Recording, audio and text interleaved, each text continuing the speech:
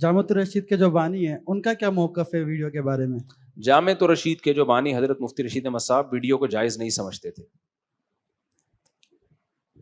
بس ان سے اختلاف ہے ہمارا. یہ تو بعد میں دارالعلوم کرنگی میں پوری بحثیں ہوئی ہیں کئی مہینے. اصل میں وہ ان کا اس لیے بھی تھا کہ اس زمانے میں الیکٹرانک میڈیا کا اس طرح استعمال تھا ہی نہیں. ایک مخصوص چینل ہوتے تھے، ان میں بے حیائی ہی تھی، تو اس پہلو سے غور کرنے کی ضرورت ہی نہیں پڑی. یہ تو بعد میں حضرت مفتی تقی عثمانی صاحب کو اللہ جزائے خیر دے، انہوں نے مفتی رفیع عثمانی صاحب نے علماء کو جمع کیا، بھائی اس پہ ڈیبیٹ ہونی چاہیے. تو ایک مہینہ بہت لمبی چوڑی بحثیں ہوئی ہیں اس پہ. اس وقت بھی ضرورت کی وقت اس کی وہ بھی گنجائش دیتے تھے ویڈیو کی، مفتی رشید احمد صاحب بھی. لیکن چونکہ اس کا نیگیٹو استعمال زیادہ تھا تو وہ فتویٰ ان کا پبلک میں گیا نہیں ہے، وہ نجی محفلوں میں تھا. سیکیورٹی وغیرہ کے پیش نظر جیسے حرمین میں وہ وہاں اس کو بھی جائز کہتے تھے ویڈیو کو، سیکیورٹی کی ضرورت ہے نا. حرمین میں ویڈیو کا استعمال وہ تو سیکیورٹی کیسے ہوگی، تو سیکیورٹی کی غرض سے اور ان چیزوں سے بعض چیزوں میں انہوں نے بھی گنجائش دی تھی.